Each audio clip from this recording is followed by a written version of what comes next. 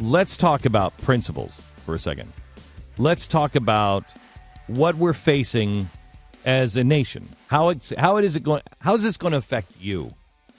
It's going to affect you in many ways. How do you create jobs? Why did America create jobs after World War II? Because we are in something that we're going to come out the other side, and we are going to be as transformed as we were when we get to the other side as the Great Depression or the Civil War. When we got out of World War II, we were a different country than we were in 1929. Radically different. And we were an industrial giant on the other side. Why did that happen? Well, because in 1929 we had just really started manufacturing things on an assembly line. That made a huge difference. But then we found ways in World War II to pretty much put everything on an assembly line, manufacture everything that way because we had to. We're going to have to do things differently if we're going to survive. If you want to be Mexico, well, then keep going on the road we're going. But if you want to be America, we're going to have to redesign absolutely everything. Everything. And that's what this election really is all about. What do we look like on the other side? The other thing that we had in World War II that nobody else really had, and that is abundance of cheap energy. We were exploiting our own resources, our own oil, our own coal. We still have more coal, and I'll bet we have, when it's all said and done, I bet we have, honestly, up in Alaska, if we really went for it, don't you think, Pat? Am I speaking out? Stu, you probably would be a better expert on this one. I bet we have as much oil as anybody else on the earth if we really went and looked for it. Especially if you start developing it in alternative means. There's no doubt about that. Yeah. And you look at the shale. If you add shale, oil, and then we're way ahead of Saudi Arabia. And then you add, on top of that, natural gas. Mm-hmm. I mean, we have more energy than anybody else. There's no reason. We're sitting on a gold mine. A gold mine. That's what we used in World War II to win, was our resources, our ingenuity, cheap energy, and our manpower, the entrepreneurial spirit. That's what transformed us. Well, now our ingenuity, we're being told you didn't build that. And if you do build it, you can't keep it. What do you think that's going to do to the entrepreneurs? It's going to make them go away. They're not going to do it.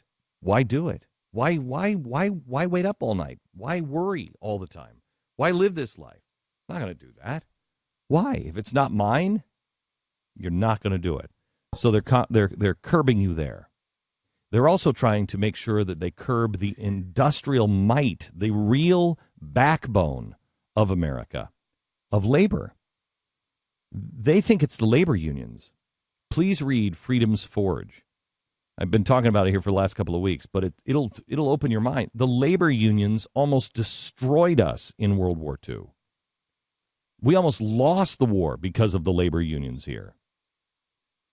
And everybody who's ever worked for a labor union, look, there are things that labor unions are good for. We need to be able to take care of, companies sometimes will get out of control, and you need to make sure that somebody is representing the little guy, because they will. Bad people do bad things, whether it's a labor union or a company. So you need some representation on labor. But anybody who's ever worked for a labor union, you do less than you're capable of. You're dragging around people that should have been fired a long time ago. Come on, teachers, you know that to be true. So they're killing us in labor, and they're killing us in energy. They're killing us in entrepreneurial spirit.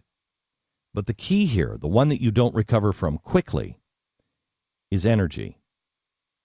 And they're doing it under the guise of global warming, which is the biggest scam known to mankind. I'm a guy who is willing to say, look, you have to look at the thermometer. If the thermometer is going up, then the thermometer is going up. You have to look at facts. If that's really happening, then we should address that. However, how do you address it? Should we all be good stewards to the earth? Absolutely. Even if the temperature is not going up, we should be good stewards to the earth. But that's not what's happening. The temperature isn't going up. And they're still saying, they're trying to do this scare. This is why they call it climate change now. Because they knew. But now it's just being verified. Here's the latest. Yeah, latest report from the UK that the world started getting warmer, or stopped getting warmer, about 16 years ago. The figures... Say that again. The world stopped getting warmer 16 years ago. Do the math. Do the math on that. How long have you been listening to this global warming scare tactic? At the height of it, it had been over for 8 years. Yeah, and think about what we're talking about here. We're talking about the world stopped getting warmer when on stage you had Bill Clinton, Bob Dole, and Ross Perot. That was the debate we were talking about when the world stopped getting warmer, according to this latest data, and this is from the Daily Mail in the UK. Figures which have triggered debate among climate scientists reveal that from the beginning of 1997 until August 2012, there was no discernible rise in aggregate global temperatures. The pause in global warming has now lasted for about the same time as the previous period when temperatures rose from 1980 to 1996. And before that, temperatures had been stable or declining for about 40 years. So you did have one period between 80 and 96, which the temperatures rose slightly. The preceding that and after that, you have 2 periods of extended flat. Now remember, the entire claim global warming is built on in the first place is that from 1880 until today, 2012, global temperatures have risen 0.74 degrees Celsius, plus or minus 0.18 degrees Celsius. So there's a nice 24% margin of error built into the number in the first place. But beyond that, I mean, that is not impressive to most people anyway, but to say that it hasn't continued to happen as emissions have increased and increased and increased and increased. It shows that your data is flawed. Yeah. It shows that what your conclusion that the things that make trees grow is killing the earth. And actually, some professors, some of the scientists are on board with that. Professor Judith Curry at Georgia Tech said that it was clear the computer models that they used to predict the future warming were deeply flawed. Yeah. But Phil Jones, he's the director of the Climatic Research Unit at University of East Anglia, he said that 15 or 16 years is just too short a period from which to draw conclusions. Oh. Really? You drew Really? the conclusions from 1980 to 96 to say that we were in severe trouble. Why wasn't that period too short, but this one is? Yeah. Bizarre. It's amazing. And Phil Jones is one of the main guys in the whole ClimateGate email scandal that happened a few years ago. Right. But, I mean, this is one of the things. These guys are so... See, look at this. Pathetic. Everybody, and I really do, I think this is what's happening with Mitt Romney as well, in the good side. Let these guys just destroy themselves. Just let them destroy themselves. All you have to do is stand up for the truth. You don't have to be vitriolic. You don't have to do all the things that we have done in the past. I wish I would have been a smarter man, but I'm not. But you don't need to do all the things. You don't need to say. All you have to do is just calmly state the facts. Here it is. And they will destroy themselves in the end. And because the truth will win. The fact is that just under the surface of the earth, it's incredibly hot down there, several million degrees. Several million degrees. Does Al Gore have any credibility with anybody now? Yes, oh, yeah. It's because of our SUVs that the earth has a fever. It's crazy. It doesn't matter All of what that. evidence is presented to the. Doesn't matter. Opposite. It doesn't matter to these care. guys. I mean, they're too invested in it. I mean, their no, entire no, life's they're- work is. Oh, no. They'll go to their grave. Yeah. They'll go to their grave saying that it's happening and, whatever. But I'm talking to the average person. Does the average person, when this stuff starts coming out, I mean, you're think of this. They are destroying the American economy. No. Let me. your parents, your grandparents, maybe you, will not be able to afford your electricity rates in 2 years if we stayed on this path. You will not be able to afford your electricity rates.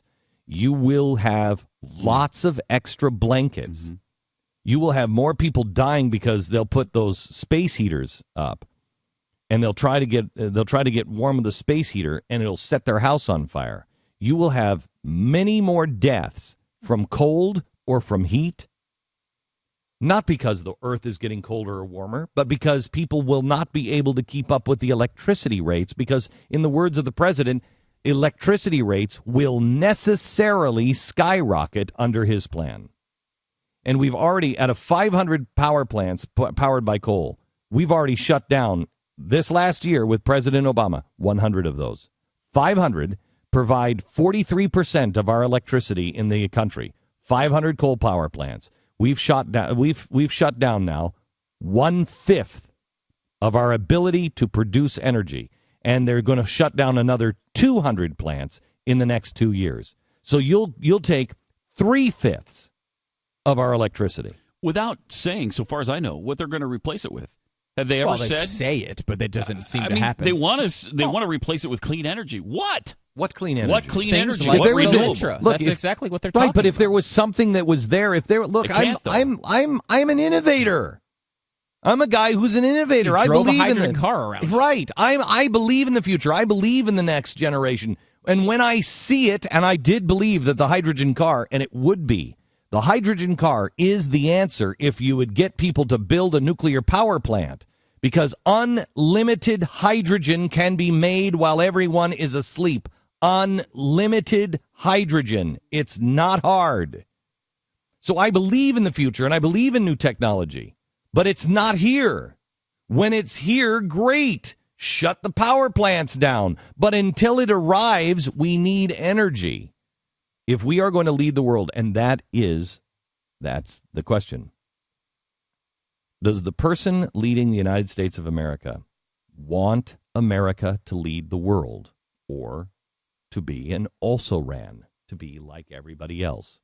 Well, I have news for you. As nice as that is, we want everybody to succeed. That means your lifestyle will go down and it will become like the rest of the world. If you think that's a good idea, why don't you just move someplace else? Seriously. I mean, I'll pay for it. I will move you someplace else. Why would you live here? Yeah, stop sentencing us to the life that you want. Right. We want to be different. We want to be different. Yeah, and here's a couple of things for you quickly, Glenn. It's just about priorities. There's only so much money to go around, money that we don't have. I mean, Romney's been throwing this number around, and Ryan has as well in the debates, that we spent about $90 billion on things like green energy and energy efficiency and all this stuff. We spend $30 billion a year on cancer research, $90 billion on this crappy green nonsense, and $30 billion on cancer. Wow. Which one would be more important to your life? And let me tell you something. If you cured cancer, if we as the United States of America cured cancer, we'd pay our debt off. Oh, yeah. It's we'd that pay big a deal. our debt off. Mm-hmm.